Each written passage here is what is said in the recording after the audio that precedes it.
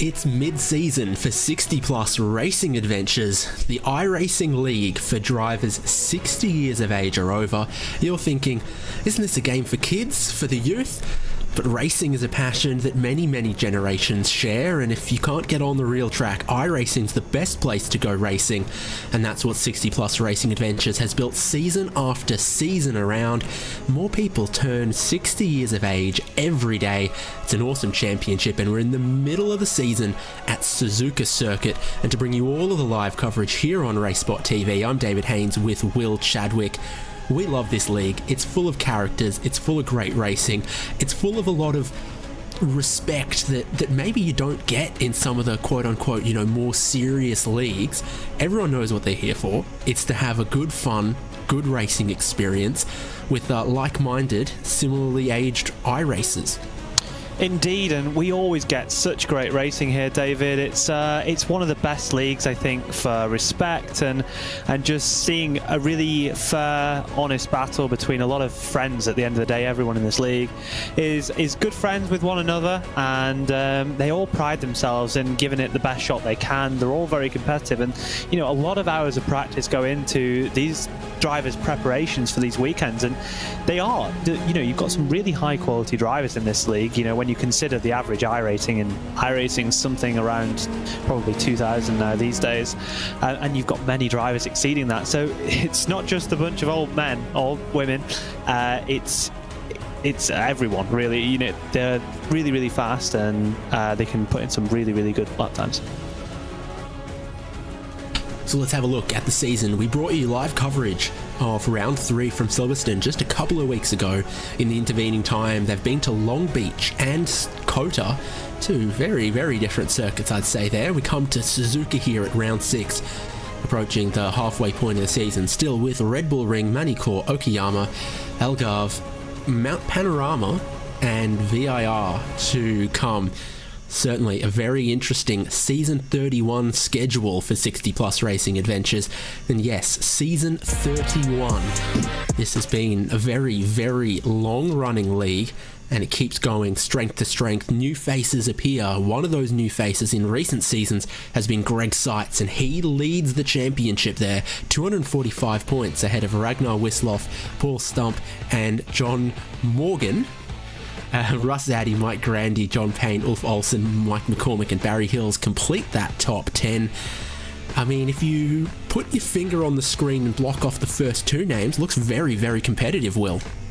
Indeed, and it's always a very competitive league. I think we see a lot of changing names from top to bottom, especially when you consider, maybe P3 and backwards. Often we have seen the likes of Seitz and or Wisloff tend to dominate as such, but Addy and all these other drivers have had great runs in this championship, and I think that even today we might see some upsets.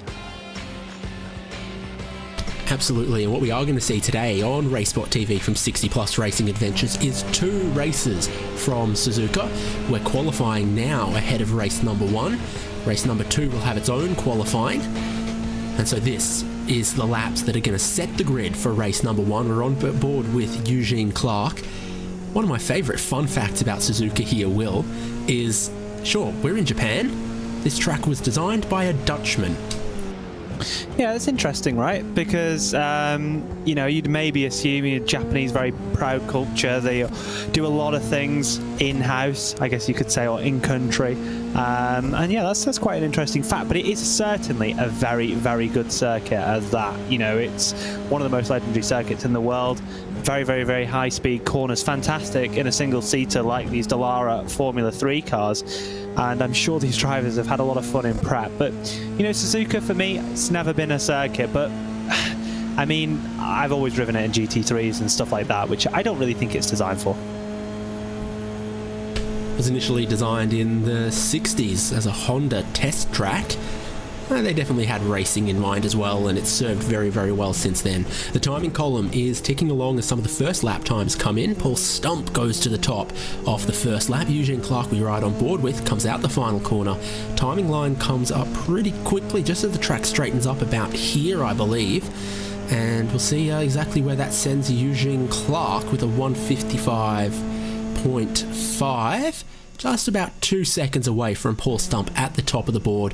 Time still coming in, and you see we've got plenty of drivers here for round 6 as well. Suzuka is a track that holds many, many dear memories over many decades of racing. So you think someone who's 60 today, well, 30 years ago was, 1994. Maybe a couple of years before that, you've got Senna, Prost, Mansell, lots of great history happening here in the last 30, 40 years. Maybe even when some of today's drivers were just little kids, they were watching racing here from Suzuka.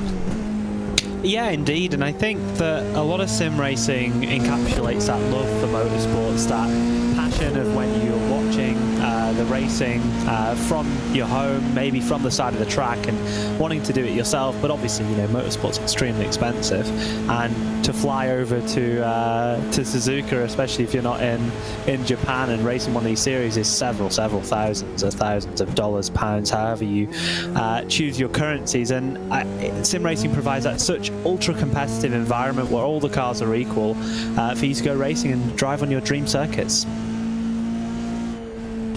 Seeing John Morgan crossing the line, and he goes up to the top, but there's still some other lap times to come in from Paul Stump, from others, from John Payne, who goes to the top right now. So these second laps are showing a lot of improvement. Looks like Gahardis Jorissen's about halfway round his second lap here. That very, very unique character of Suzuka, the figure 8 shape with the bridge. The track goes over the top of itself. Only really, really elite racetracks have a feature like that. Suzuka, Oran Park. Oh, that's almost the whole list. Oran Park, rest in peace. But you've seen Seitz go to the top very, very quick time, especially in comparison to his practice laps. And watching Jorissen here, he's certainly got the ability to move up, maybe a couple of positions, maybe even more than that. Be interesting to see what time Jorissen is able to put in at the end of this session. He's 2 tenths away from his fastest lap in practice so far, and with just the final sectors to go, he might be able to improve a little bit. The chicane to close out the lap, one of the slower parts of the racetrack. Difficult to get your traction out of there. Not a straight traction zone either. Gahardis Jorissen is about to close out his lap, and it will send him up to 4th place. So he just pips Paul Stump there. Randy Shoemaker we're still going to see a time out of, but Greg Seitz and John Payne on the front row at the moment. There's only a few drivers left that could stop them. Oh, in fact, Greg Seitz could still improve on his own lap. Other than that, it's just Randy Shoemaker, Bob Kern. Richard Coulomb looks like he might have spun out of his second lap, and Jay Friel's first lap didn't count, and then didn't set a second lap either. Randy Shoemaker sits 19th at the moment. I'm not sure how many laps he's done yet. I think he's already done all of them, and even if that's an improvement, it might not count. Yeah, so sometimes you see drivers wanting to finish the session off and do a few more practice laps just before the race. Seitz his final time there. Wow, into the 51s. What a dominant lap from Seitz, and it's kind of what we've come to expect from him. We're on board with Bob Kern. Today's RaceSpot public service announcement is smoking isn't cool and it's bad for you. His livery is pretty cool though for Bob Kern, and he's one of the last drivers who are going to cross the line, and it's a 155.7 for Bob Kern. Yeah, it's a pretty intimidating racetrack, isn't it? I mean, we haven't really ridden on board too many times through the first sector, but those S's is just non-stop corners approaching, and there are so many little places where the really, really good drivers can just put a bit of time on you corner after corner, and there is lots of corners around this Suzuka layout. iRacing will tell you that there is 17 across 5.8 kilometers, and that's what they've had to qualify on, and shortly what they're going to have to race on. A circuit which I always find is longer than you think it is.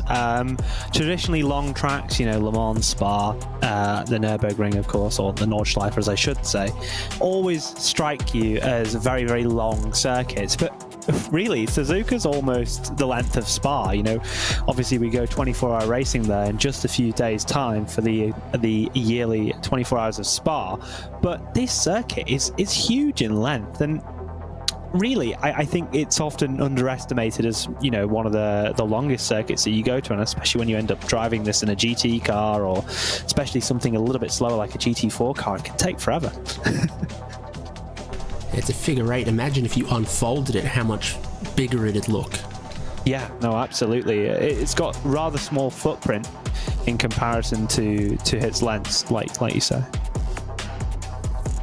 Well, that's qualifying done. The drivers of 60 Plus Racing Adventures are about to go racing for race number 1, 14 laps by the looks of things, which is a little bit longer race distance than you might expect if you take Will Chadwick's measurements of Suzuka.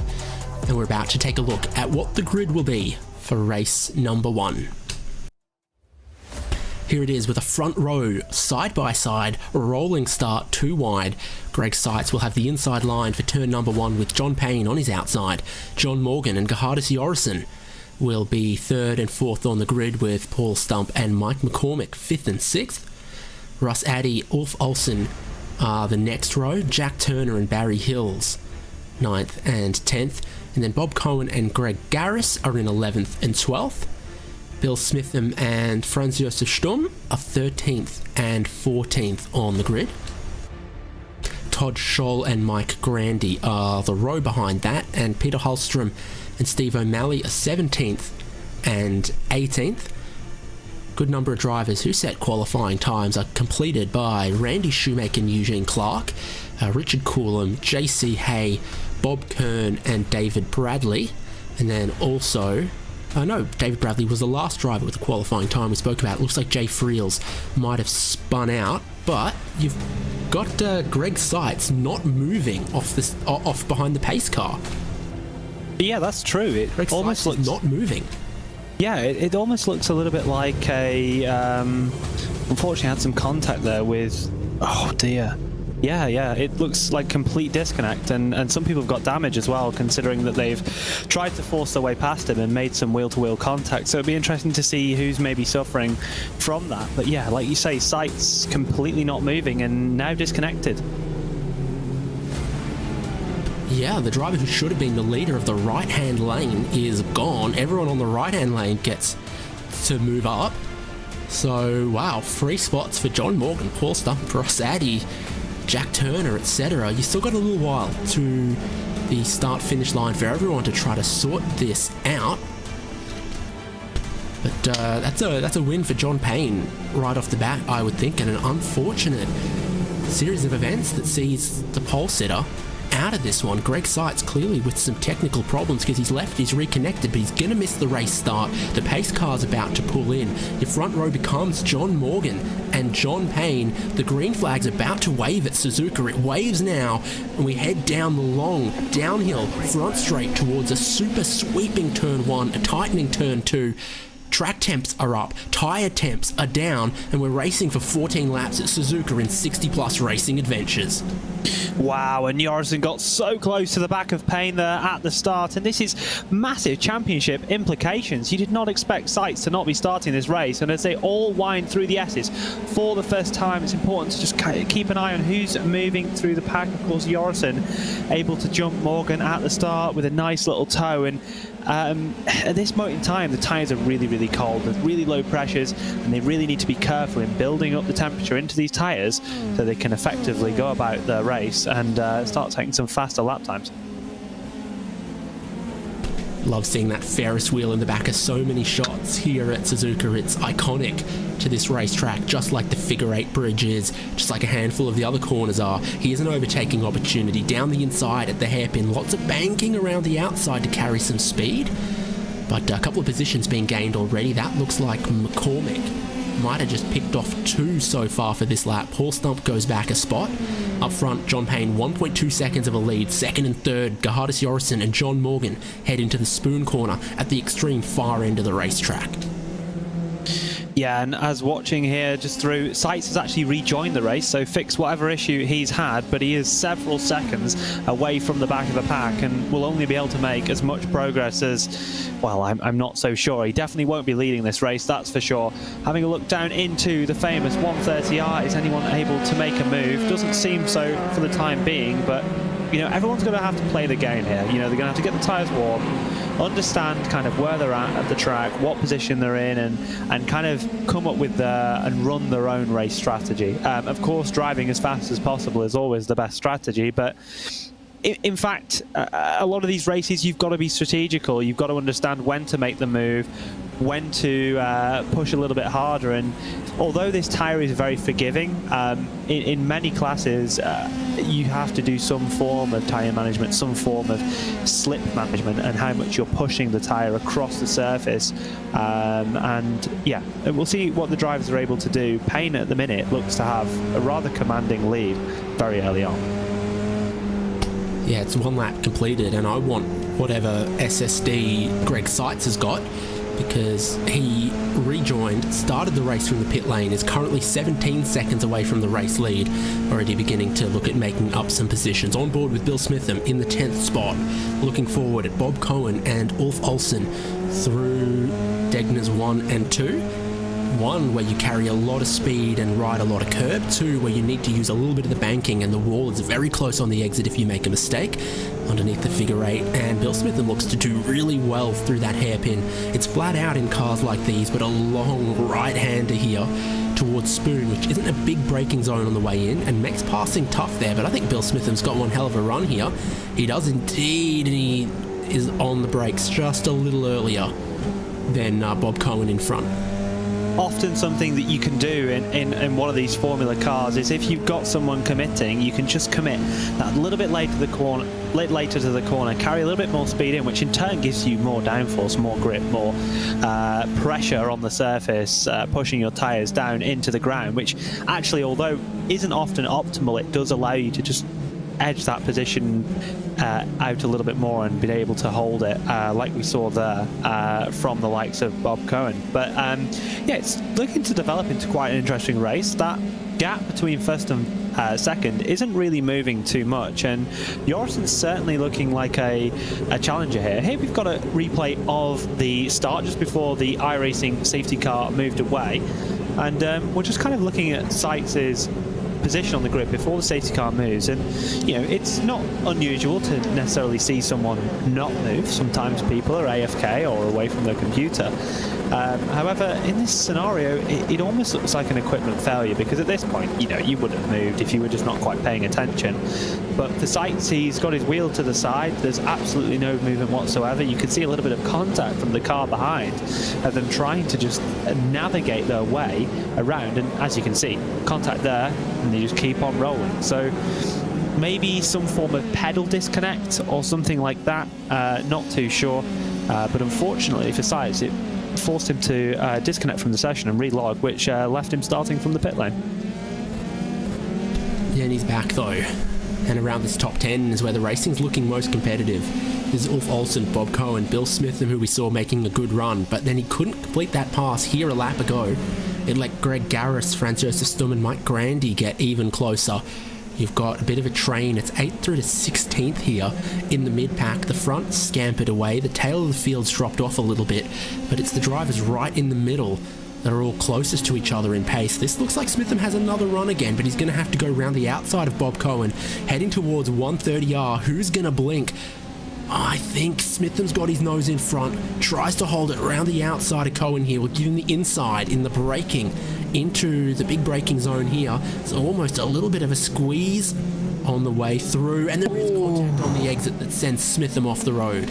Wow, that was some incredible racing between Smith and Cohen, and it's just so unfortunate that that little bit of wheel-to-wheel contact happened, and unfortunately for Smitham, it's dropped him down a good 6 positions, and that's really unfortunate, because I thought there was some really fantastic racing and room shown there. You know, to go side by side through 130R at such speed, you know, we're talking 240 kilometers an hour, whatever it is around there in a Formula 3 car, is, you know, you have to show tremendous respect to your competition to be able to do that, and I think it's really unfortunate that they had that piece of contact.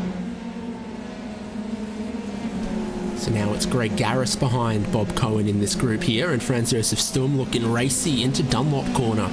That sort of signals the end of the S's section that puts so much stress and strain through the tyres and through the drivers. Double right-handers of the Degner here, and Garris still looking very close to Cohen. Indeed, and I think this midfield battle is really developing out into an interesting one, and also the battle at the front. Jorgensen setting the fastest lap last time around, 0.2 of a second quicker than John Payne, also looks to be slightly closing that gap at the front, so we'll see how that develops across the race. And Garris now up into the top 10 as of that Smitham incident, and maybe the next person to attack Bob Cohen. A little bit of a train at the minute for Bob. Of course, not quite as close to the car ahead as the rest of the ones behind him are, but I think you'll find that Bob's been holding out really well, showed some great racing room in that last battle, and I don't think he'll be giving up that position easily. No, and he's got Greg Garris super close behind him through 130R. Looks like Garris not close enough to have a look down the inside. Not quite at the moment, and it's interesting, these Formula 3 cars. We've talked about it many a time, the tow or the slipstream, however you kind of want to call it, is very, very close. You've got to be within 7 or so tenths of a second, but although it's very weak beyond that range, as soon as you're within that 7 tenths margin, it is so powerful, and you can really get massive slipstream effects when you're about 0.4 of a second back, and you'll see that from these drivers. Although the dirty air is very much present through a high-speed sector like Sector 1 here at Suzuka, the tow effect, it can be so strong, and it actually makes for some very, very late moves and very decisive moves into corners. It's typical of what we come to expect from 60-plus racing adventures, that the middle of the field is where some of the greatest racing is. And it's still Greg Garris sitting in this 10th place on a very hot day at Suzuka, sun beating down on the racetrack. And Bob Cohen doing a great job to just maintain his position in 9th there. He's seen a couple of challenges come and go. He leads only 1.8 seconds as well, so John Payne needs to look after his tyres up front. Greg Seitz is scything his way through the field as he goes, so he was back in 25th, he's now 20th. He's all over the back of 19th and 18th. And there's the contact. It's just so tough to go side by side through that corner in open wheelers. And you can hardly blame someone in that scenario. I don't feel like there was any unfair play going on there between either of the drivers, and I think it's just a bit of an unfortunate incident. And I'm sure straight after this race, like we see so often in this 60-plus racing Adventures League, is that they're all going to be very respectful. They're all going to just talk about it, and you know, they'll be friends in 10 seconds, even if they were a bit frustrated at the time. There's a lot of respect shown here, and I'm sure everyone knows that there's no bad intentions going on here. No, it's rare there's too much aggro or anything like that. Everyone understands what everyone else is trying to do and what kind of an experience everyone's trying to have in 60-plus racing adventures. So Garris now ahead of Bob Cohen. I see them through the S's here, really starting to slide these cars quite early at this halfway point of the race. You're just always leaning on the aerodynamic grip, sliding the tyres. Bit of a roller coaster through the opening sector of the lap at Suzuka. And such a precise sector at that, you know. I think you underestimate how, or people tend to underestimate how precise you have to be with these high aero, really light Formula cars. You'll see that the steering inputs, especially at high speed, you know, from the likes of Bob Cohen, he's moving the wheel hardly anything. If you did that in your road car at home, you'd probably turn not at all, and it shows you how fine the inputs you have to place on these cars to get them to go where you want them to go is, you know, at the end of the day, because a lot of it is the more you turn, the more you scrub. You know, you're all looking to kind of do the smoothest lines possible to minimize the amount of force you're putting through the tire. And like maximize the speed that you're maintaining at the point in time. On board with Bob Cohen, just clipping those apexes nicely to close out the lap. Leader has started lap 7 of 14 to get us towards the halfway point of race 1 of 2. Biggest mover in the race so far looks to be Mike Grandy on +5 positions. Now +6. I think he made another one into turn 1 there on Bob Cohen. So for as long as Bob Cohen held off a couple of cars, now some of them are coming through and Mike Grandy's gained 6 positions. That's, of course, if you don't count Greg Seitz as having started from 25th. Technically, he started from pole and then from the pit lane. He's up quite a few now into 18th. 25 seconds away from the race lead, but I could still see Greg Seitz finding his way towards the top 10 with the kind of pace we know he's capable of. He set himself a massive challenge, and Bob Cohen set himself a challenge trying to have a look down the inside of Degner 1. Wasn't really going to happen. Yeah, a corner that's very, very hard to make an overtake in, but you know, generally the key overtaking areas of this circuit is this hairpin, although I think you see a lot in real life, and it's always something that I'm sure you'll notice when you watch, you know, Formula One, for example. They actually take a wider line at that hairpin. They end up going sort of half a car, almost a full car off the inside of the corner, which seems counterintuitive at first, but when you realize it's again another banked corner, it makes a bit more sense. You know, think of a Zandvoort turn 3 or whatever it is. I'm trying to remember the corner number at the top of my head, but no, that's the end of the maybe it's Hugenholzbocht. Oh, I don't know. Don't ask me corner names at that type of circuit. I've no idea. It's all Dutch to you. Yeah, exactly. Indeed it is. A bit like the designer of this circuit. Well, it was Hugenholz. But yeah, like you say earlier, that the designer was Dutch for this circuit, and yeah, it is an interesting fact. And I think, you know, this race is also turning out quite interesting because that fight between P2 to P4, really, those 3 cars in that sort of mix, you know, maybe McCormick can be seen as being quite close to that as well. It's developing quite nicely. It seems that John Payne's out front's got a reasonably good grasp on this race at the moment. However, you must say, Morgan, Stump, Jorrison, this could all change within the matter of a few laps, and as we head into the latter half of this race, it could get quite interesting. We had a good look on board with Paul Stump there. He's got the Swiss flag next to his name. And that's one of the great things about 60 Plus Racing Adventures is drivers from all over the world. This time zone, it works very well for Europeans to, you know, race after dinner, race just before dinner, whatever, in the evening. But also, turns out, quite a few people 60 years of age or older have a bit of time on their hands in an afternoon. So you got lots of North Americans as well racing in the afternoon, and it works so well to have Americans and Europeans able to race together here on 60 Plus Racing Adventures. You've got John Payne, Club Texas, leading the way. Then Gerhardus Jorrison, believed to be Dutch, he's Club Benelux. John Morgan is Club Florida, and Paul Stump, Club DH, flying the Swiss flag. So a real good mixture there. You see John Payne, the race leader, just working his way away from this 3-car fight in 2nd, 3rd and 4th, just beginning to open up that gap a little in the second half of the race here. Unfortunately, no club, what is it, Australia/New Zealand, is that what it is?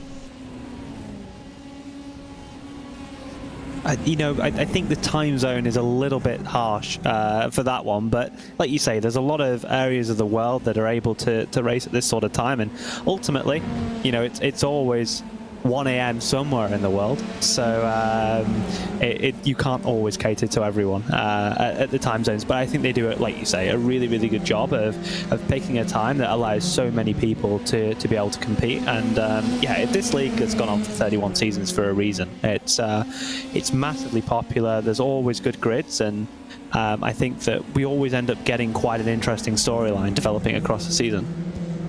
Normally the saying goes, it's always 5 p.m. somewhere, and I think that's something retired people tell themselves quite often. Gerhardus Jorrison had a slide out of turn 2. John Morgan got all over him, but couldn't make a move, and that's really bringing Mike McCormick into this battle as well. So it's 4 cars for 2nd place. McCormick's been able to catch these cars ahead of him quite a bit on this lap so far, and then Russ Addy's only just behind there as well.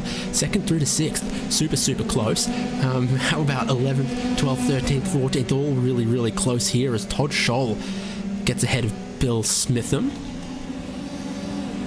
No, Todd Scholl's on the attack on Jack Turner.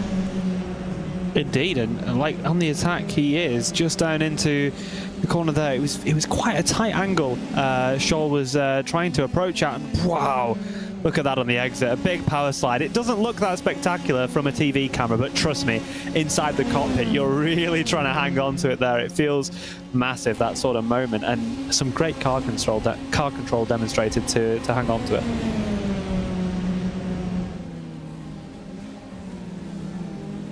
Moves on for 2nd place in turn 1. You've also got drivers really looking like they're running out of tyre, and perhaps Gerhardus Jorgensen's run out of tyre because John Morgan's gone through into 2nd place. And look how close Paul Stump and Mike McCormick are. This is through the S's on a really hot track, and the tyres have no reprieve here from one fast corner into the next. The weight's shifting around, loading into the tyres, pushing them into this asphalt, and I hear quite commonly, apparently, that the Japanese paving is a little lower grip, a little more abrasive than what's commonly used in Europe and North America. Absolutely, that's something that is demonstrated on iRacing, and it's something that everyone always tends to notice. Tracks like Okayama, Suzuka, these sort of Japanese circuits, they do have a different asphalt sort of compound, and it does require small adaptations in the setup, and like you say, it can be quite different. Here you've got the move into turn 1. That is John Morgan going through on Gerhardus Jorgensen. A pretty simple slipstream move to the inside. Plenty of room afforded from both parties, and a nice clean move there. And don't really know if Jorgensen's going to be able to attack back. Oh, how about this? 3 wide, down the back straight, past the support paddock. 3 wide, heading towards 130R. Russ Addy's on the inside. Looks like Mike McCormick sandwiched in the middle. Paul Stump squeezed out around the outside. You put too many fillings in your sandwich, you grip it too firmly, something's going to shoot out, and Russ Addy shoots through to 4th place. 2 positions gained, 3 wide, down the inside of 130R. Gerhardus Jorgensen's tyres have given up. He's had a slide coming out of the chicane, and he drops through in the space of 2 corners. Russ Addy goes from 6th onto the podium. Wow, what a charge there from Russ Addy in his beautiful pink livery that we've seen for a number of seasons now. And that was some amazing racing, and I was expecting someone to make contact there, but they didn't, and it was some fantastic racing respect shown. And like you say, it really does feel like the tyres are falling off a cliff, David. Yeah, that's certainly the feeling you get here. It's a little bit lower grip. We know that towards the end of the races, the drivers need to manage the tyres a little bit at this sort of race distance. The tyres just get a little hot because you're working them. Dallara F3 is designed for sort of 20-30 minute races. That's how junior single-seater racing typically works. So they just get a little hot towards the end, and it is a hot day today in the land of the rising sun. It's a land of a beating sun today, as it really has got that track temperature up at 42 Celsius.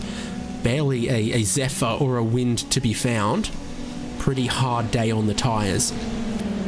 And rather low humidity. I always find that when you come to a Japanese circuit in the iRacing simulator, you tend to get a higher humidity than you would normally get at, let's say, just another track, for example. But yeah, always very humid climate, and I mean, it being quite dry in respects to Japan here today just adds to that the way that the heat just kind of hits you and also the track.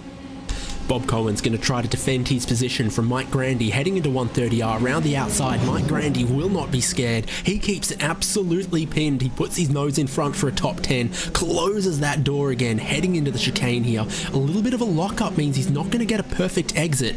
Cohen has a chance to strike back, but from Russ Addy making positions down the inside of 130R, Mike Grandy looking so strong around the outside of 130R. Cohen's going to try to strike back in towards turn 1, and then around the outside of turn 1, Mike Grandy will yield this time. Wow, we're seeing some fantastic racing here today. A beautiful move around the outside for Grandy, and then a nice pass back as well for Cohen. This is some really, really good racing, and I think it has something to do with that degradation that we've been seeing across all cars here. You know, everyone's slowing down, maybe apart from John Payne, who's still setting low 53s. And yeah, it's been some fantastic racing, and when you have these tyres maybe overheating a bit more than they regularly do, people are making mistakes, people are getting opportunities, and we're seeing some really, really fantastic racing here. Alert, alert, breaking news. Greg Seitz is 2 seconds away from a top 10 as he works his way back through the field, having started from the pit lane. So many positions in contention towards the end of this race. Car getting tougher to handle, sliding around a bit more, as you can see from 4th place Mike McCormick here, trying to hold off Paul Stump, trying to get drive out of Spoon Corner, and all of them seem to run a little wide.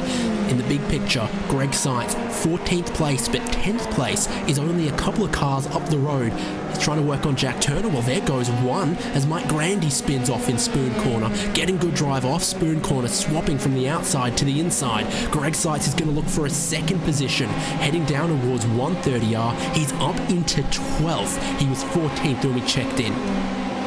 Yeah, moving forward fantastically there for Seitz. Can he get into the top 10? You certainly wouldn't bet against him, despite that start that he had where he obviously had some form of equipment failure.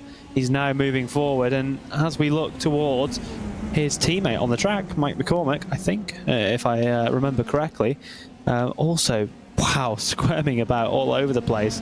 And this is quite an interesting battle, because obviously we saw Jorgensen running really well earlier on and clearly has some good underlying pace. It just depends on whether he's been able to cool those tyres down and kind of reconfigure himself after that half spin, finishing the lap just a few laps ago.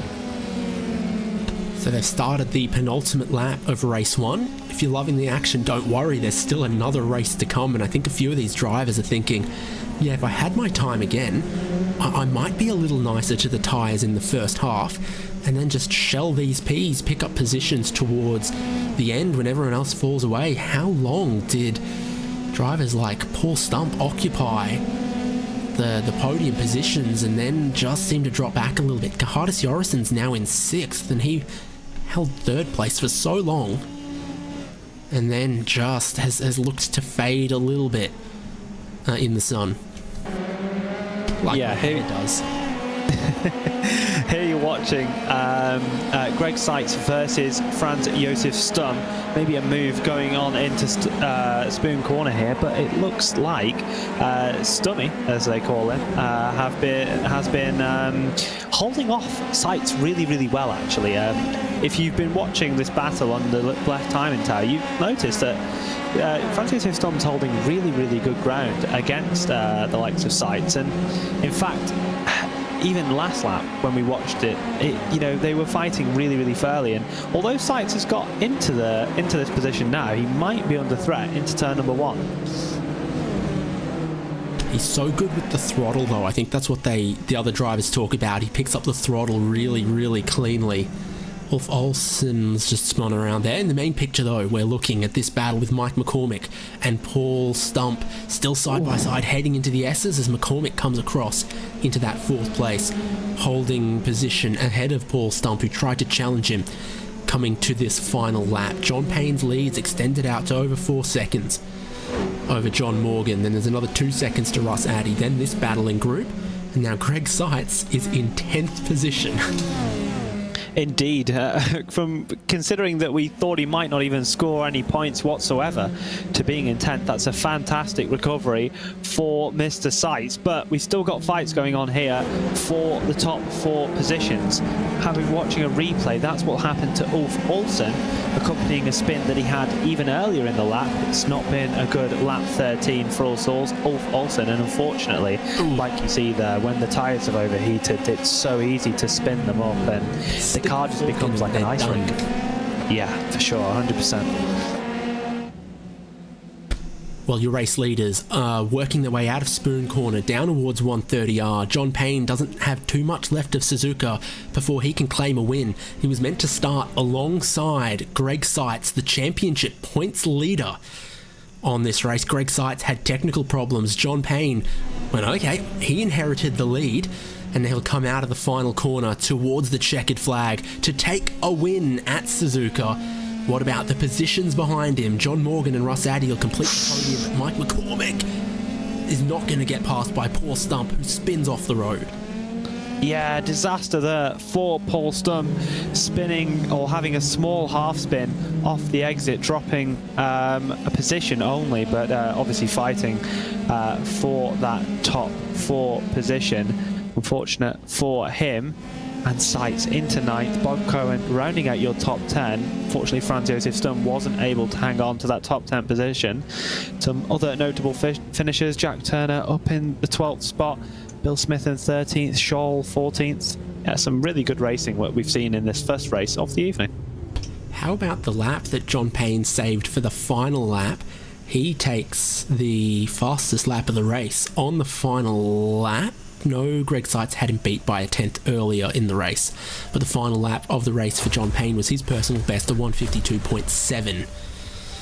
And that's what gave John Payne the race win with a margin of 5.6 seconds from John Morgan. Russ Addy completing the podium as he made a move that I think will go down in a little bit of history. 3 wide into 130R. Russ Addy went from 6th to 3rd in a hurry. Mike McCormick, Kahardis Yorison, Paul Stump, Barry Hills, Greg Garris, Greg Seitz, and Bob Cohen complete the top 10. Great day to be a John or a Greg, by the looks of things there. Franz Josef Sturm just outside of the top 10 ahead of Jack Turner, Bill Smitham, Todd Scholl, Steve O'Malley, Mike Grandy, Peter Holstrom, Randy Shoemake, Eugene Clark, and Ulf Olsen in the 20th. Saw a lot of drivers finish this one out, actually, with Bob Kern and David Bradley and JC Hay still all on the lead lap. Richard Coulomb and Jay Friels are both 6 laps down after that one. Thoroughly exciting racing, a lot of back and forth at Suzuka, bit of tyre wear factoring in, and we'll have a great opportunity to speak to a couple of our drivers, Will.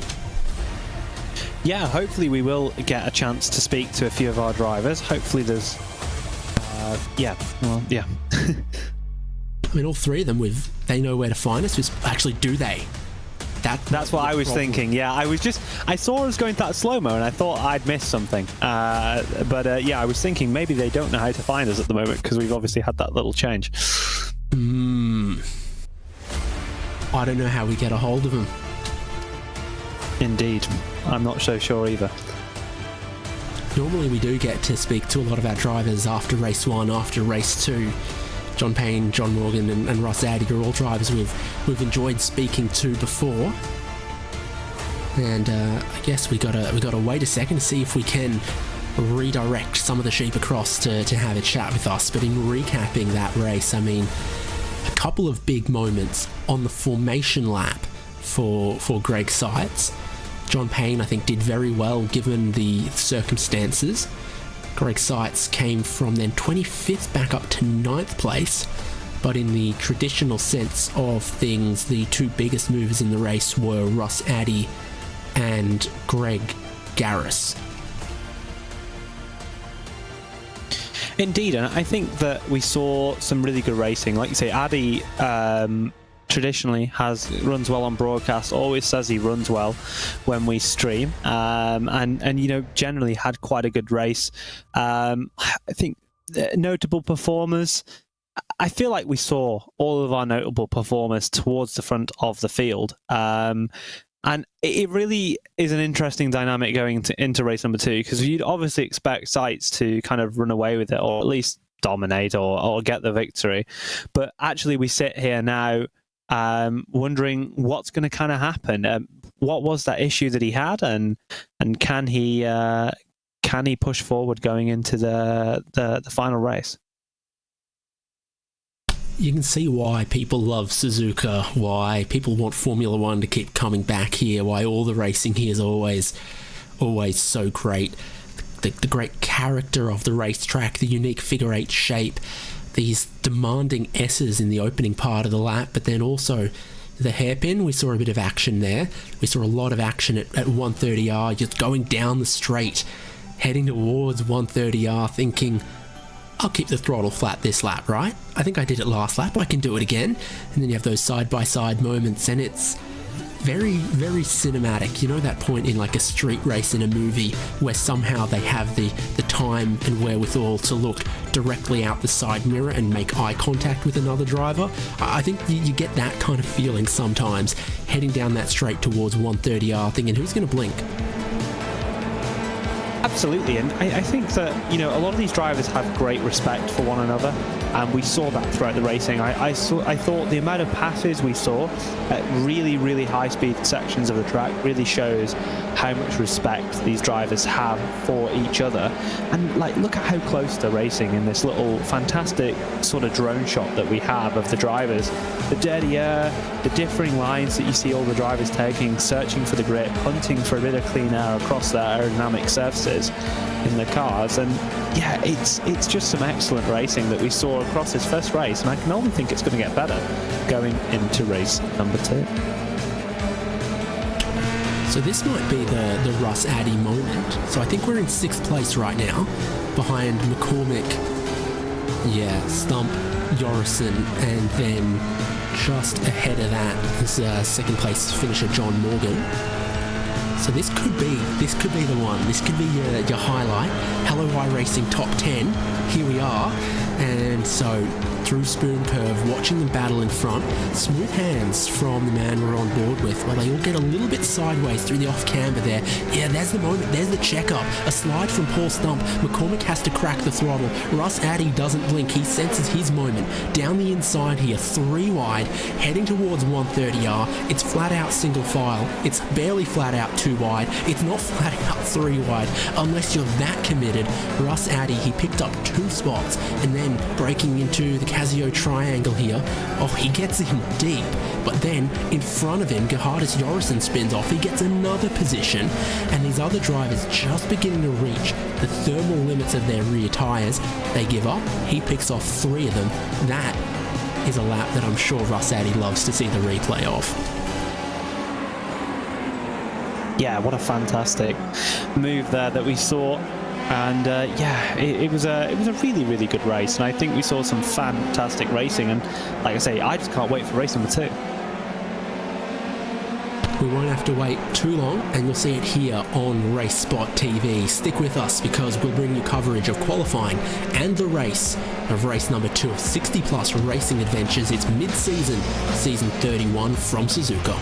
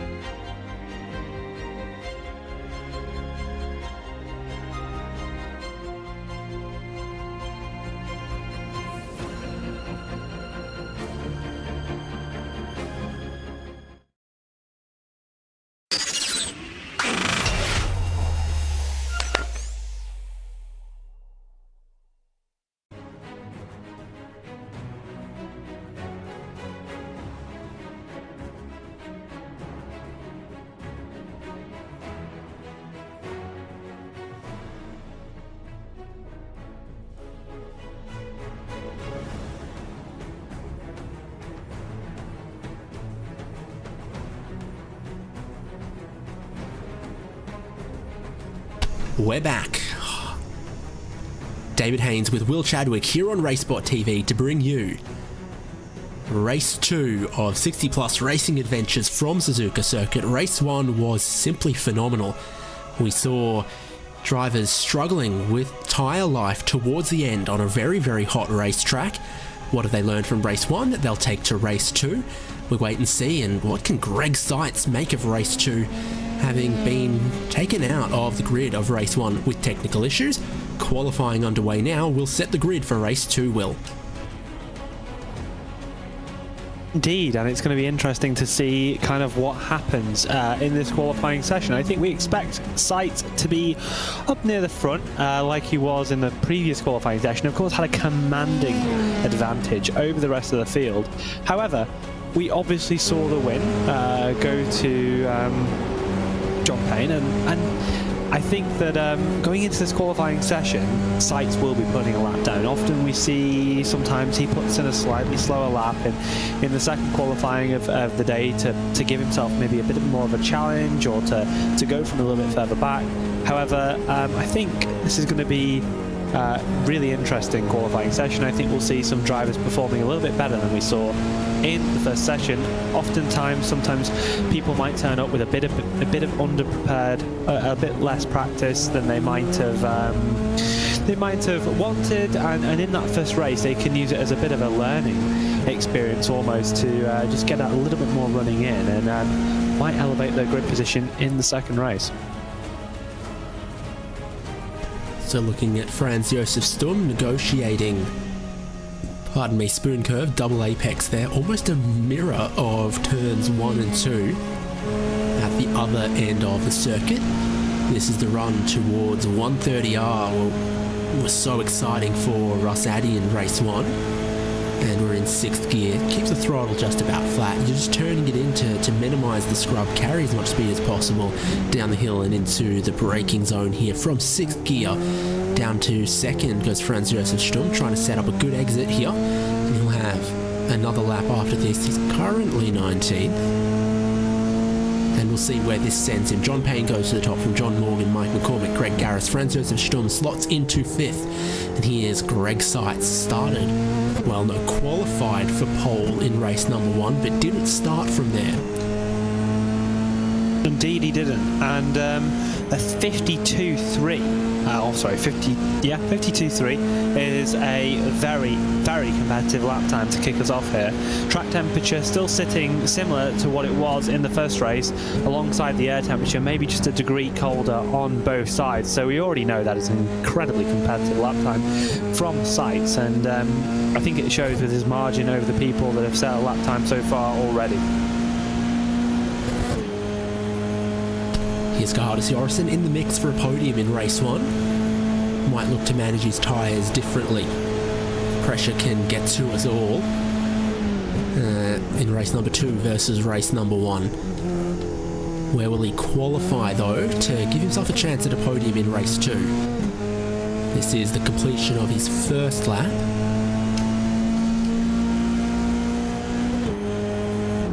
And it sends him to 6th place, so he's still got another lap in here. So does John Payne, started on the front row, qualified on the front row for race 1. He's currently sitting with that 2nd place in this session so far. And we'll see if lap 2 can be an improvement for him most of the way around. It's just one braking zone left in the lap. You see how much aerodynamic downforce these Dallara Formula 3 cars produce. You can see how easy flat it is round 130R, something that previous generations of cars just wouldn't have been able to do. Running it a little bit tight towards the line, setting himself not quite the time he was looking for, maybe a mistake in one of the sectors around the lap. Looking at Barry Hills now, coming towards the line, a little bit up on what we were seeing from the likes of Payne, so he moves himself into 6th place, very, very close to the likes of Garris and McCormick. And it'd be interesting to see if anyone else can set a time, and wow, look at that, look at that lap time from Greg Seitz, a 51.75, 1 whole second ahead of the rest of the field so far. Yeah, correct. He's got a second on all of them, and there's only a few other drivers with a lap time left. Russ Addy, Gerhardus Jorgensen, Bill Smitham, Jerry Kerr and Eugene Clark, the only drivers that look like they have any chance of taking pole away from Greg Seitz. Looks like we're going to see to the end of Gerhardus Jorgensen's lap here. Indeed, and as you come down into this final chicane of the lap, it's really important to grab the curbs. Misses that first one a little bit, gets that second one. You're just trying to make that chicane as straight as possible almost. You want to turn as little as possible, carry as much speed as possible, and as he trims to his way to the line, will move up a little bit, I imagine. He does, up into 8th place. So not quite as good a qualifying as we saw when he was P3 in the opening qualifying session of tonight, but still a competitive starting position for him to be able to move forward a little bit in the race. But wow, what a lap time from Greg Seitz. Yep, absolutely rapid. You look at his best time, a 151.7 there, more than a second clear from John Payne. It's pretty close through that rest of the field. John Morgan, Mike McCormick, Russ Addy, Greg Garris, Barry Hills, Gerhardus Jorgensen, some drivers who absolutely could fight each other once again in race number 2. But if Greg Seitz starts from the pole there, he'll be looking for that win in race 2 that he couldn't get in race 1. Indeed, and it's interesting to know what that issue might have been. I hope we get a chance to speak to him at the end of this race at least, just to kind of get an idea of what actually happened, because he was driving, well, he was obviously, he just almost looked like he wasn't even there. It's hard to say what actually happened. Sometimes, it's probably a technical issue is what we would really assume. But what a lap time it is from him in qualifying. I think it'll be interesting to see whether he's able to get a clean start. I think that'll matter a lot on kind of where he finishes in this race. I think we all expect him to win the race, as there's no kidding anyone here. But John Payne, if he can get a good start, get ahead of Seitz, we might be able to hold him back for a little bit of time. He did make moves quite rapidly in that first race, but people were able to hold him back. It wasn't, a foregone conclusion, like one corner, catch and one corner past. We had the likes of Franz Josef Sturm for the course of almost a lap and a half, 2 laps, completely hold off Seitz with some light defensive work and just some smart driving. So he's definitely not unbeatable despite his extremely major pace advantage that he does hold across the rest of the field, at least in this qualifying session. There's only 30 seconds left in the session, but it's 10 minutes or 2 flying laps, and everyone has used their 2 flying laps that count. Just a little bit more practice coming in. Track conditions same as race 1 means that, well, it's just 20 Celsius in the air. It's 41, 42 degrees on the racetrack. You see that sun shining straight down on the racetrack. And Suzuka is a high tyre wear circuit, particularly those S's in the opening section, and then the rest of the lap around. Under the watchful eye of the Ferris wheel at Suzuka, we're about to get race 2 of 60 plus racing adventures underway. And as we do, we'll look towards the grid from that qualifying session, which is how they will line up 2 by 2 behind the pace car for the rolling start of race number 2. Greg Seitz and John Payne once again are the front row. Hopefully Greg Seitz gets away from that first place. Behind them is John Morgan and Mike McCormick, Russ Addy and Greg Garris. I'm really looking forward to this battle inside of the top 5 in race number 2. Teammates on row number 4 with Barry Hills and Gerhardus Jorgensen from Anglo-Dutch Racing alongside each other. There's Bob Cohen and Jack Turner, Paul Stump and Ulf Olsen to 12th place on the grid. In 13th is Mike Grandy, and 14th is Randy Shoemake. Franz Josef Sturm and Bill Smitham are 15th and 16th. Peter Hallstrom and Todd Scholl are 17th and 18th. The 24-car grid for race number 2 is completed by Richard Coulomb, David Bradley, JC Hay, Eugene Clark, Jerry Kerr and Bob Kern. Will Chadwick, everyone has a qualifying time. Everyone indeed does have a qualifying time, and that's actually very impressive considering how easy it is to potentially get some form of off-track or invalidation on this lap. So that's really, really good from our drivers. Find some of the comments in the YouTube chat quite interesting. Steve Greenwood, who I think races in the GT3 league at least, was hoping that Greg could have had a wheel failure or a hardware failure on Friday, and is a bit frustrated that it's happened in the F3 league. But I'm sure there's others that don't feel that way. And yeah, I think that seeing as Sites has actually got away this time, we're going to see a very interesting race, and I'd be really intrigued to see whether Payne, Morgan or McCormick can make some form of move on Sites to pin him back a little and give him a really good race. Yeah, I was going to say, alert, alert, Greg Sites is rolling, so he will look to start this race from his pole position, the inside of the front row for turn 1. And John Payne's probably going to have to work a little harder in this race. He's going to struggle to get away from those drives ahead. He might struggle to stay with Greg Sites, the kind of pace advantage we've seen Greg Sites have in qualifying just then. Who's got the best management over the 14 laps to come? I think that will be the big question based on what we saw towards the back half of race number 1. You can't be slipping and sliding your rear tyres from the get-go on every single lap, or they just won't treat you right. Through the chicane we go. Pace car pulling to pit entry. The green flag about to wave. Pole sitter Greg Sites for race number 2 will start race number 2 from that position. We go racing 4 wide there with the teammates being sandwiched by Greg Garrison, Bob Cohen. Not a bad start at all from Greg Sites. He moves back across onto the racing line, sees 2 wide, 3 wide in the mirrors behind him. Ulf Olsen's around. He's collected 1 car, 2 others have gone off into the runoff of turn 1. 2 of the teammates are out there. Francois Sturm and Richard Kuhl perhaps. Yeah, a little bit of drama in turn 1. I think it included Jack Turner, who I know is very active in this league. And oh no, Olsen. Oh dear, that is a big, big accident there for Olsen. And unfortunately, that last few laps that he on another problem. Who is that? I'm not quite sure. I think it's Greg Garris. Oh He's no. On the outside of Dunlop Corner, found the connecting road for the East Circuit, I think. Wow, people having some real troubles here on the cold tyres. Of course, oh no, another incident. I think McCormick's had maybe lost a bit of front wing or something like this. I'm not quite sure.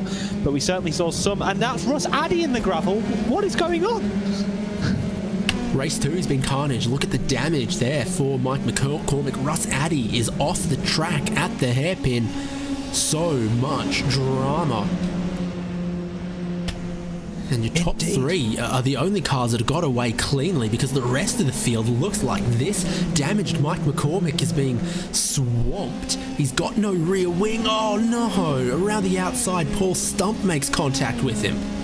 Wow, that was a very... Through comes Gerhardus Jorrison. He goes through the middle. Mike Grandy's going to follow him, having gained 6 positions so far this lap. And Mike McCormick continues to drop backwards with no rear wing. Yeah, that was so dramatic, that little piece of contact there for Paul Stump, like you say, in the what we've often called the banana car. And yeah, really, really crazy lap 1 there. We saw a lot of people losing the rear end, having oversteer in those first few high-speed corners.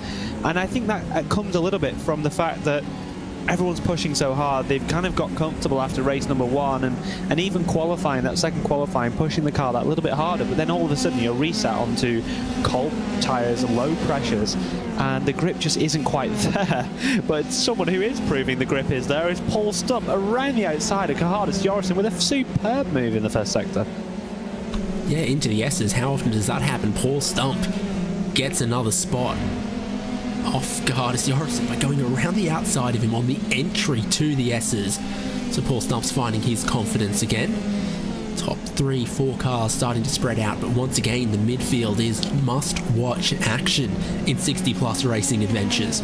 Yeah, indeed, and it'd be great to see some replays of that starting incidents that we have. I'm sure there's quite a few to collect through, but you know, we had that initial incident in turn 1, we had Olsen having some issues, and just like the doctor ordered, Ulf Olsen's first half of the lap here. So on the way through the S's, he's He's off. He gets hit from behind there on the way into turn 1. Then a bit of contact there.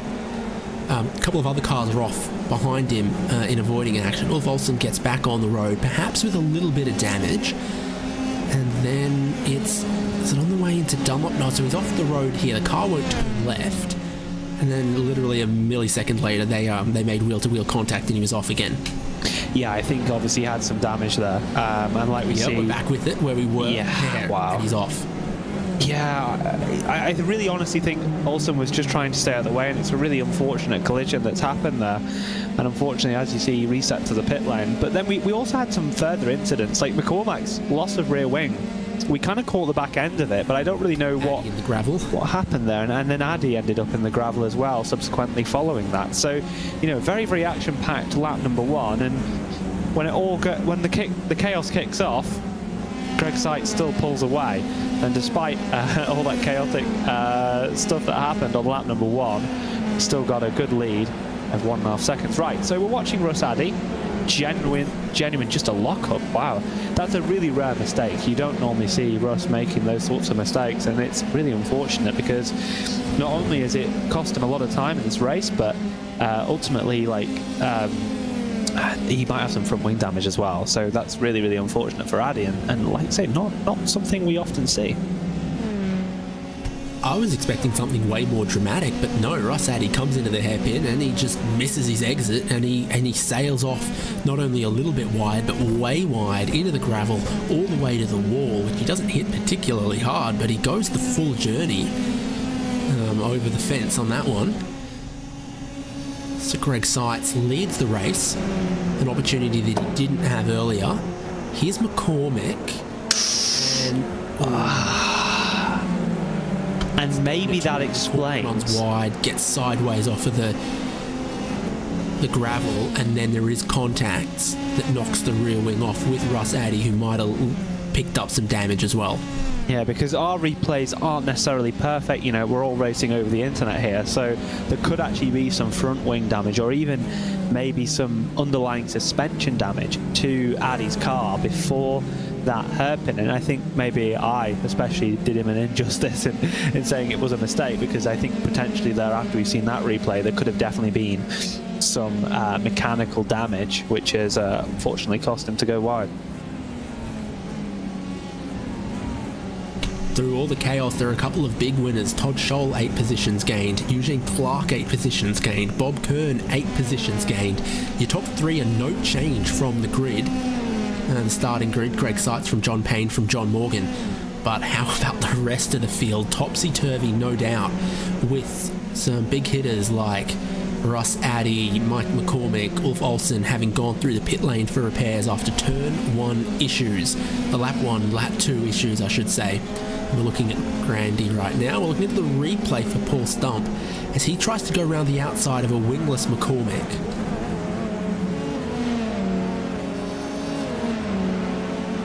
Yeah. And Gerhardus Jorgensen sneaks through. This is live now with Stump. How's that drive on the high line around the outside? Real short oval stuff. Yeah, that was some really good drive that Stump got there, and Cohen just recognises that he'll have another chance later on to maybe overtake, or maybe just understanding that Stump is really fast right now, clearly not feeling much damage from the earlier incident that we saw on the replay, and has been able to pull a reasonable lead coming out of Spoon and into 130R. So it's 5th, 6th, 7th, 8th, 9th in the picture here. Paul Stump towing Bob Cohen, Mike Grandy, Gerhardus Jorgensen and Bill Smitham, and a great run through 130R from Bob Cohen. Paul Stump feels the need to defend, and as he does that, the rest of the train get even closer. Stump leads them well with good traction out of the chicane, and finally it kind of puts Bob Cohen under pressure from Mike Grandy now. Indeed, and this battle here is so close. I think we're going to see some moves happening quite a lot in this fight. Smitham was looking quite close to the inside there of Jorrison, who has shown some really good pace. I was going to mention it on the previous lap, but Jorrison was driving and matching John Morgan's times up at the front on the previous lap, but again has slowed down. I think really for Jorrison this evening, it's been a case of quick in moments, but so far just a little bit inconsistent and a little bit too harsh on his tyres. But I'm sure if he can just cool those tyres down a little bit and get a chance to attack, that he'll be able to make some good progress forward, because I think ultimately his underlying pace is really, really strong. Oh, whoa! Who was that? Paul Stump off! Oh no! What's happened there? One other, it's the second Degner. We've seen that you can run just a little bit wide. The curb on the outside can bottom the car out and spin it around.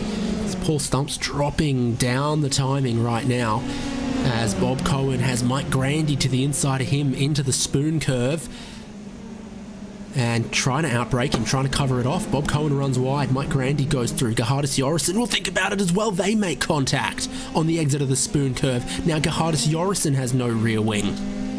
Oh my word, this race is turning into one of the most chaotic races that we have ever seen in this league in the 31 seasons. So many incidents, so many issues. I think Bob Cohen maybe is getting overtaken round the outside by Bill Smitham at 130R. Wow, look at that. What a move from Bill Smitham to go round the outside of Bob Cohen in all the carnage, up 10 positions. 10 positions, just like Todd Scholl as well. Wow. It's no longer the Degner corner, it's the danger corner. Yeah, we've seen a few incidents already so far in this race. None for Greg Seitz, who leads, John Payne and John Morgan second and third. But for the rest of the field behind, absolutely in flux, approaching the halfway point of this race. He just high-sides it. Everyone else manages to avoid. It's only Paul Stump involved. But he's just got the outside tyres just in the wrong place to get, spit out, spun around, the car's bottomed out, you got no grip. I'd love to see that from a cockpit view to kind of get an understanding of what kind of steering inputs was going on and the kind of the sounds from the cockpit, because that was a really, really strange incident. I do agree with you. I do think there was some kind of bottoming out, and that's so unfortunate for Jorrison with Cohen. You can just see that it's just 2 into 1 really. It wasn't anything malicious or even that bad driving or anything like that. It was just super unfortunate. So that's unfortunate for those guys' races, and not the best way to end the day.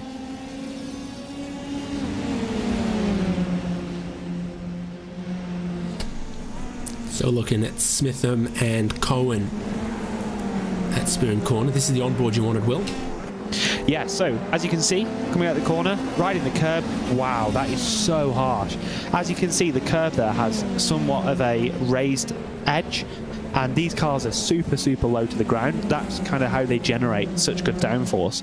And on iRacing, they really do simulate that, so they have to run the front of at least the front edge of the car super, super close to the floor, and what that really gives you is not much ride height clearance. So when a car goes over a curb like that, it can bottom out, and like you saw, and how harsh that can be, is really, really unfortunate for Paul Stump.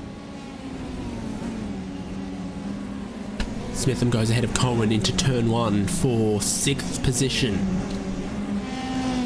And then you've got the yeses all through here to try to defend your position, reaching the point of race number 2 here, where we started to see, I think, a lot more yaw and slip angle out of the cars in race number 1. They go from looking on rails to just a little bit more tail out, just leaning on the tyre a little bit more, and I'm seeing that from Cohen through the S's here for sure as he follows in the wake. He stays close, but there's no way that doesn't put just a bit of temperature through the tyres. Yeah, certainly. I can agree with you there. I think that people are starting to push that a little bit more, and it's certainly causing a few more incidents. But I think ultimately the incidents that we've seen in this race have not been a combination of aggressive driving or massive mistakes from drivers. I think a lot of them have been really unfortunate incidents and stuff that isn't anything malicious or even a case of bad driving standards. I think it's just unfortunate from the side of those drivers. And in the sort of mini championship of who can make the most places, of Bob Kearns actually up 11 places currently.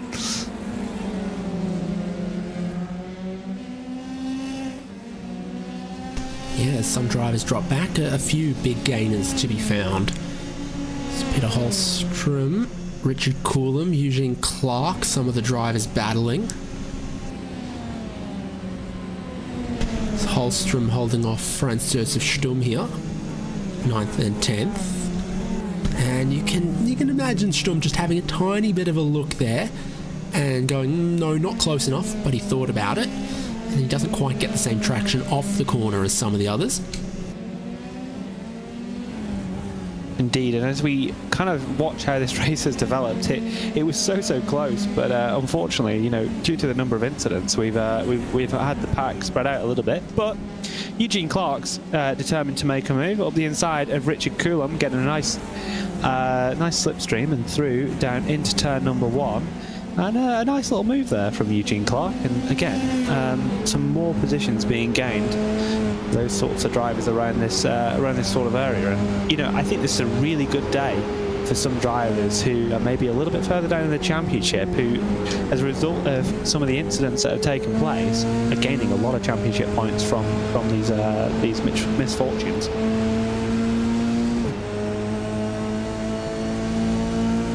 Greg Garris's perspective. He's got some of the best stickers you can imagine on the nose of the car there. See if that gives him any advantage.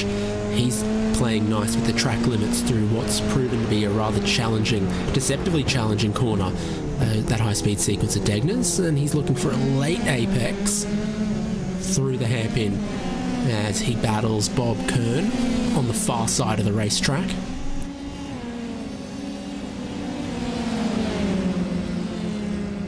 Down into the Spoon corner, a lot of aero wash through these sorts of corners.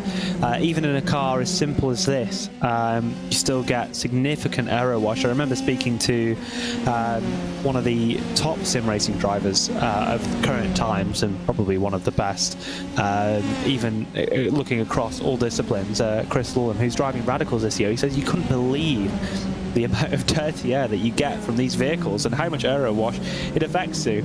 Down the inside though goes Greg Garris, pushes Bob Kern back one position, and is able to make up that place. So moving a little bit forward, chasing now after Richard Coulomb, who was recently dispatched by Eugene Clark. So maybe able to make some further positions up as we see a little bit of a charge from them.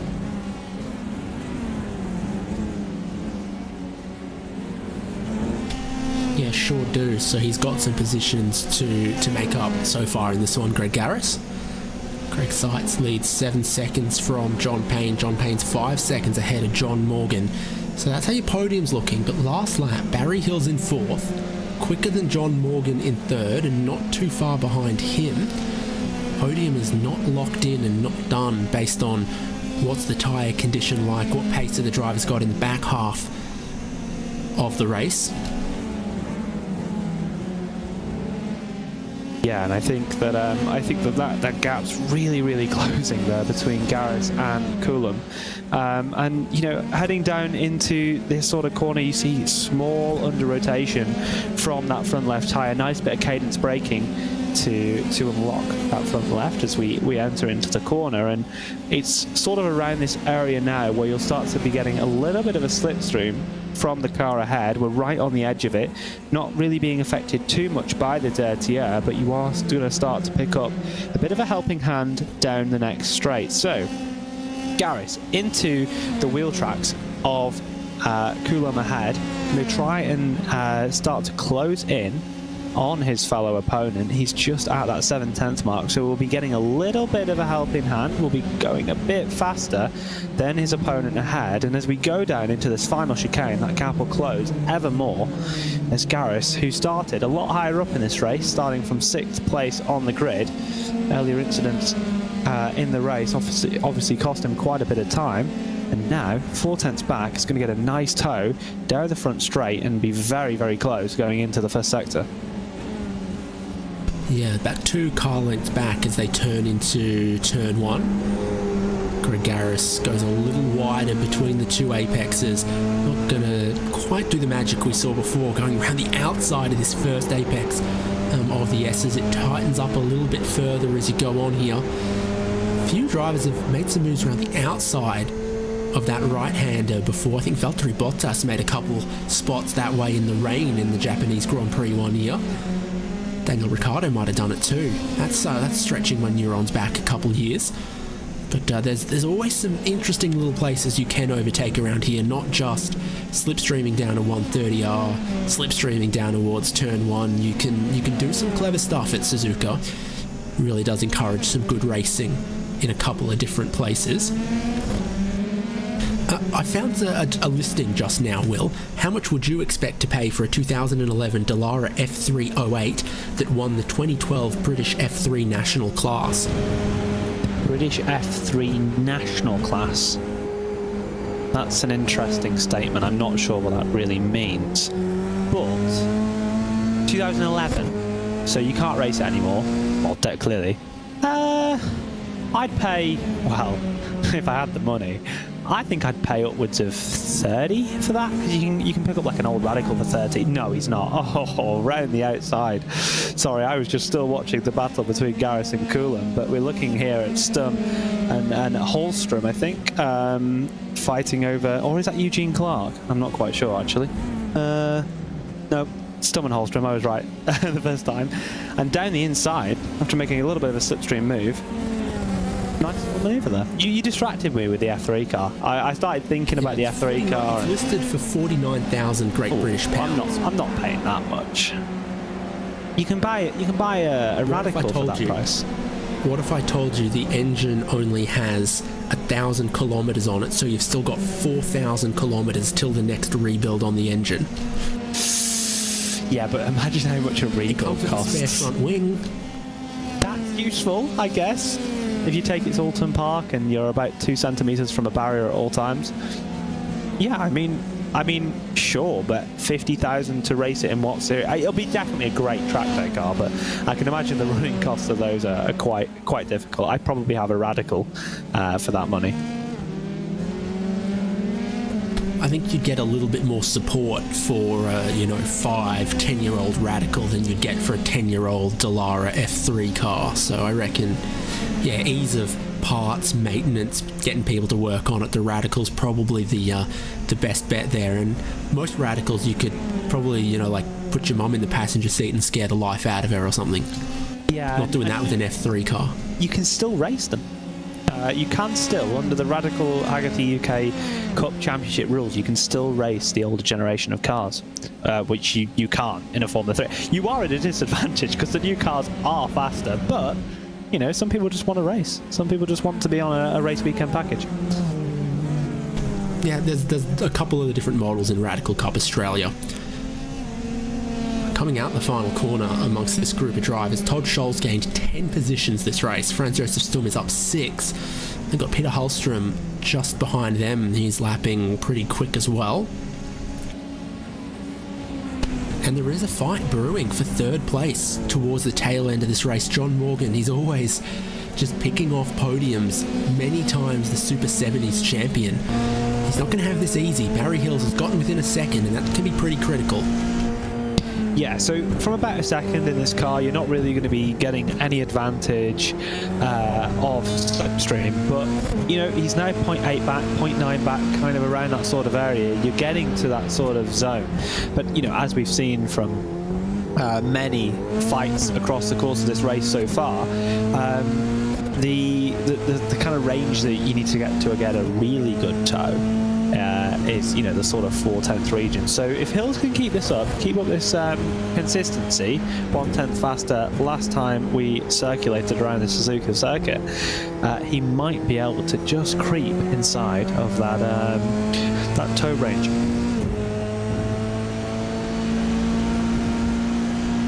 Yeah, that's going to be his goal. He doesn't have too many laps left. When they get to the start-finish line, it'll be 2 more to go, so you really need to start getting close at this point. And as you see, we're 19 seconds away from race leader Greg Seitz. I reckon he's gunning for that fastest lap of the race once again, and to show that while he got kind of taken out of contention in race number 1 by technical problems, this is what he would have done with a really, really barnstorming performance here in race number 2 for him. And that's third and fourth on your screen right now, with Mike Grandy fifth, Bill Smitham sixth, also visible on the pit straight. Yeah, so Hills has got a mission here. He's got to lock in, stay focused, think about his own race. It's very easy to have a bit of target fixation on the car ahead and forget your lines. Franz Josef Stum up the inside of Todd Scholl. Nice little move there down the inside, and wow, carrying some really good speed through the first two corners of this lap. Actually, that car looks really great for him right now. He really looks like he's making it work, and through these high-speed corners, he looks fantastic.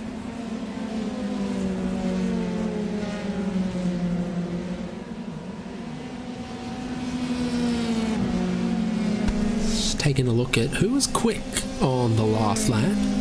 Franz Josef Sturm was pretty quick. Bill Smitham was quicker than a couple of the cars in front. And most drivers are looking like they're sort of 3, 4, 5 tenths away from their best laps of the race, as if the tyres are just starting to get away from them right now. And as I think the effect of the balance of the car moves quite a lot for the lap time to then drop just a little bit.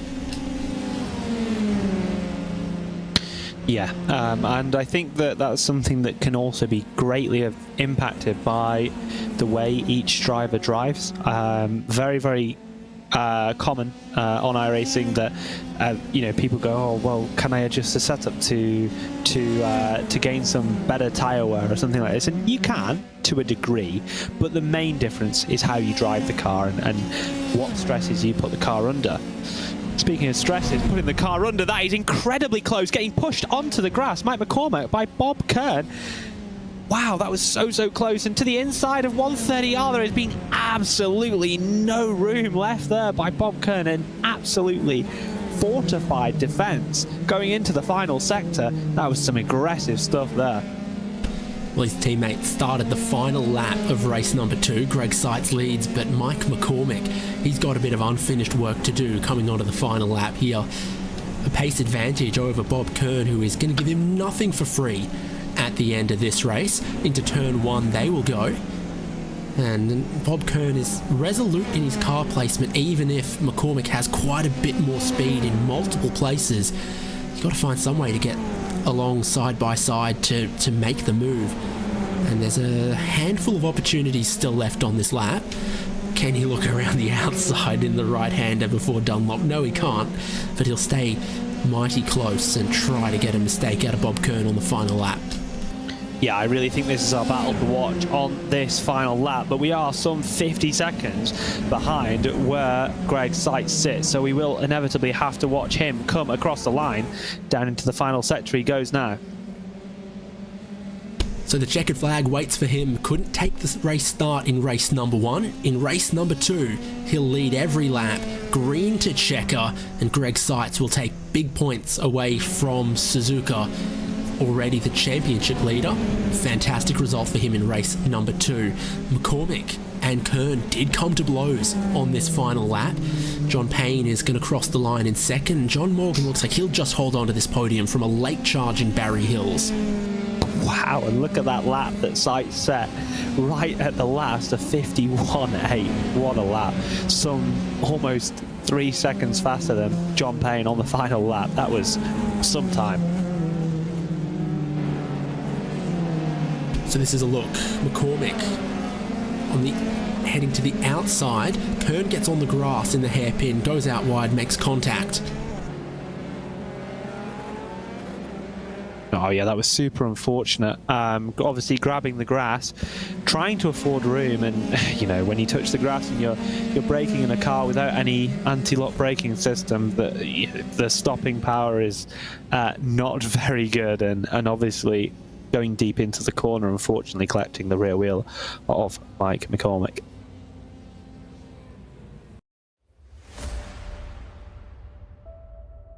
Well, let's take a look at the results from Suzuka. Greg Seitz showing in race 2 everything that he's capable of. 19 seconds his winning margin, the fastest lap set on the final lap, and he probably had the fastest 3 laps of anyone. He had pace to spare in qualifying and in the race. 2 Johns complete the podium. John Payne from John Morgan. Morgan twice on the podium. John Payne with a first and a second. Barry Hills just behind there in fourth, within 1 second of John Morgan on the final lap, but not able to make a pass as the tyres began to fade. Mike Grandy, Bill Smitham, Bob Cohen, Franz Josef Stum, Todd Scholl and Peter Holstrom completed the top 10. And then we had Eugene Clark, Greg Garris, Bob Kern, Richard Coolum, David Bradley, Russ Addy, JC Hay, Mike McCormick. I think if you refreshed that, it would show him lower than 18th. I believe he should count as a retirement or last car on the lead lap because he towed on the final lap. It gets a bit confused. Jerry Kerr and Gerhardus Jorison, it says, are 19th and 20th. I guess we just got to believe that for the moment. And then they were the last car on the lead lap, I believe. No Paul Stump in 21st. Ulf Olsen 1 lap down, had a really tough lap 1, but kept on racing. Jack Turner and Randy Shoemake out of this race with damage.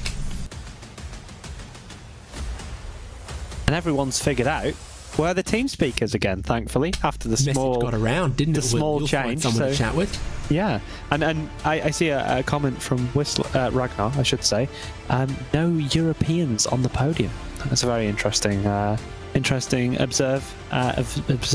Oh, I forgot how to speak. Observation? Oh, there you go. Wow, amazing. English does exist. Very good observement, Will.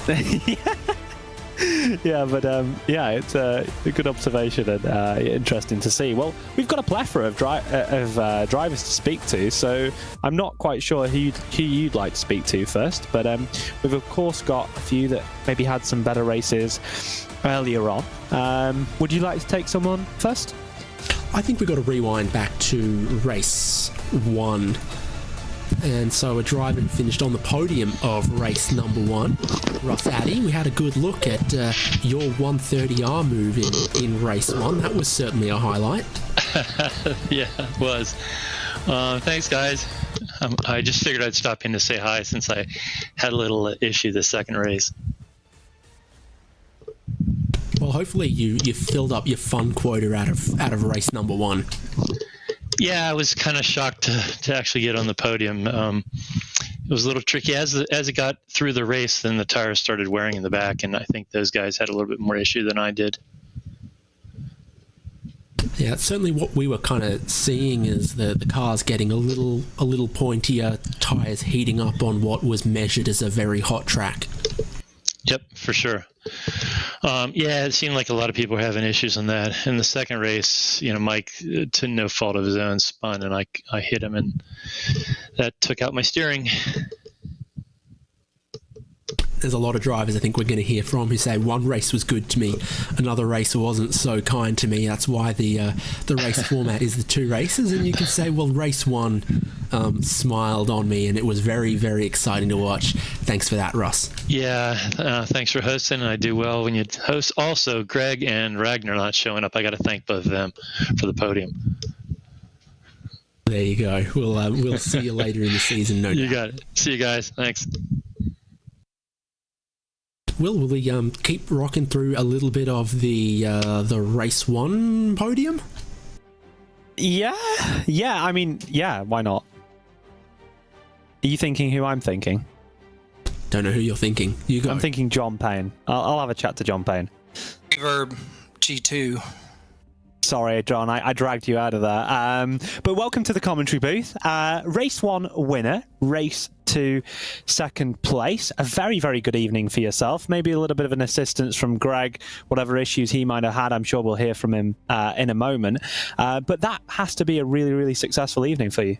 Yeah, it was. I knew Ragnar was going to be out today, so I told my wife before the race, I said, man, if for some reason Greg's out, I got a chance. And then he was there, and I was like, well, I'll shoot for second. And then he didn't take off. And so once I got out and slowly pulled away, I just tried to keep pace, tried to have no incidents, and bring that one home, race 1. Race 2, man, he was shot out like a bullet. And I got a pretty quick gap on third place, and so I couldn't catch him, so I just tried to not self-ruin my race, and so it was pretty uneventful, the second race, but the first race, I'll take it. Yeah, a race win for you. A very, very good evening. I think, obviously you've gained the most points of anyone from this round. If you can do that for the rest of the season, surely you'll be in the chance of having a really, really good championship finish.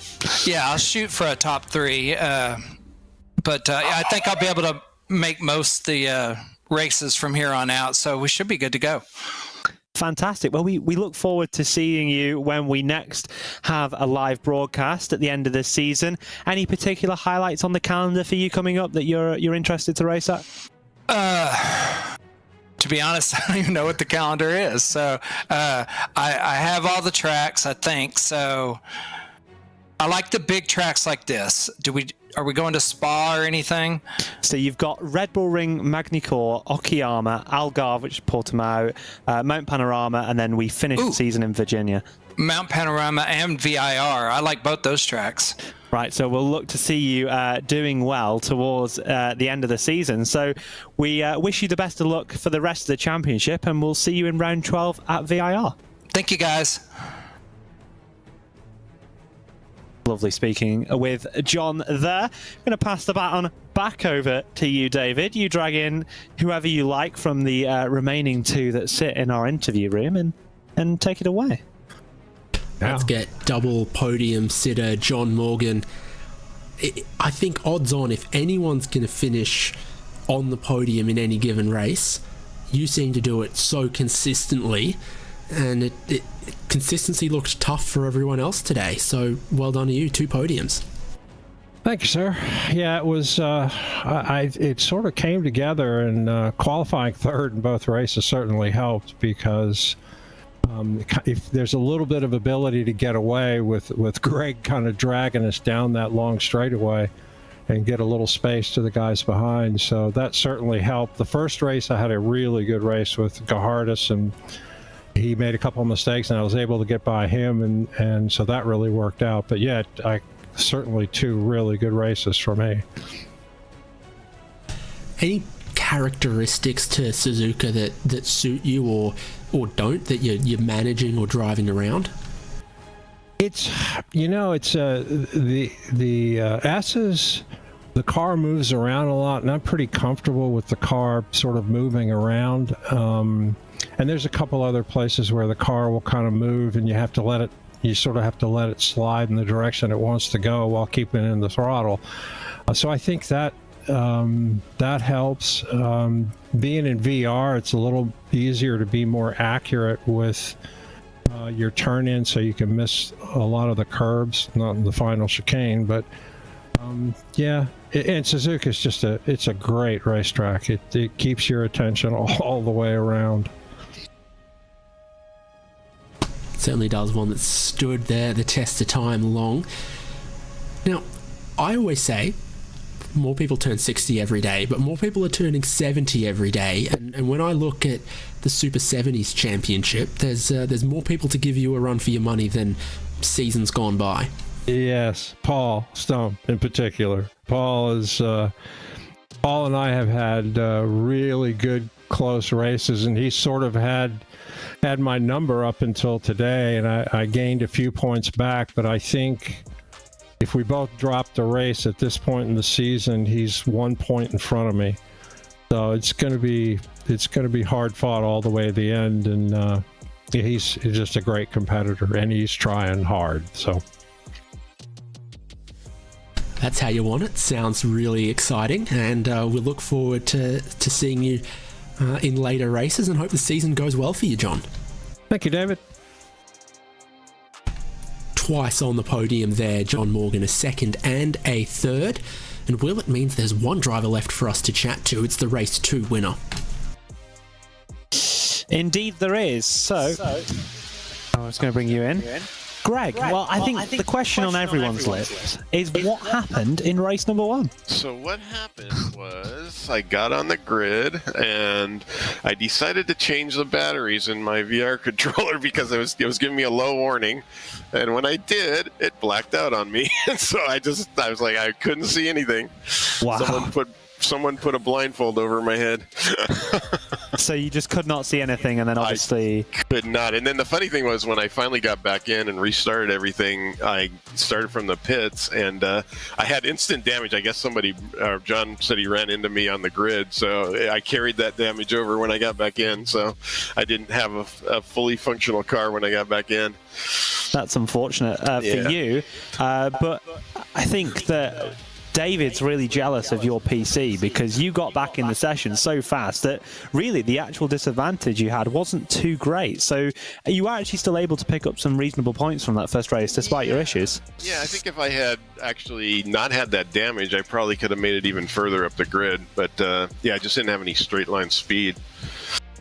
So we see you topping the championship at this moment in time. Still a round for you that was fairly lucrative with the win in the second race. How has your season gone from your own admission, and what are you looking forward to in the latter half of this season? Oh, I think it's gone really well. I've scored kind of maximum points, I think, in every race, at least one out of the two. And so it's been really good. It's been fun. I know Ragnar wasn't here. Him and John are usually my closest competitors, so that kind of took a little bit of the pressure off on this one.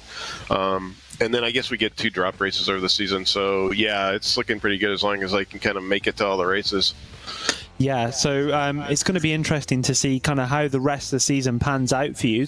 In this race too, you know, we've come to a Japanese track, our first of 2 of the season. It's always the asphalt, the way the track kind of feels in iRacing on a Japanese circuit, it's a little bit different. What sort of challenges does that present for not only you, but all drivers on the circuit? It's just a little more slippery, but on Suzuka, I love this track. I mean, it might have shown in how far ahead I was, but yeah, I really enjoy that.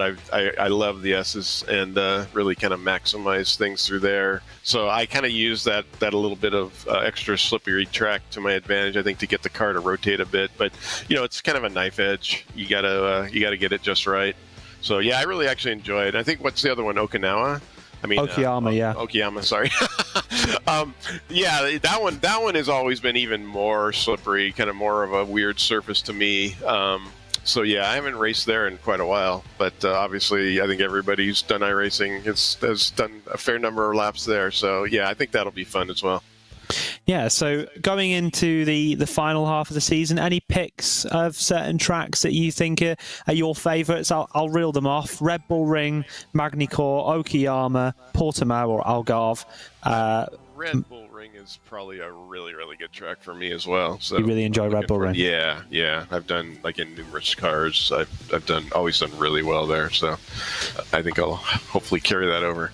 I am right in saying that you compete in more than just the one league here at 60 Plus Racing Adventures. Talk us a little bit about how the community provides, you know, a great sort of scene for driving all sorts of cars. Yeah, I mean, the bunch of people that you're in with, you see, you know, most of the guys, you know, in all of the different races. I don't really do much in terms of oval or dirt or anything, but I just started doing GT3 really for the first time, and I've been meeting with some success there, and it's a just completely different car to drive, but yeah, again, it's the same group of people. The competitors are pretty similar in terms of, you know, who the tough guys are.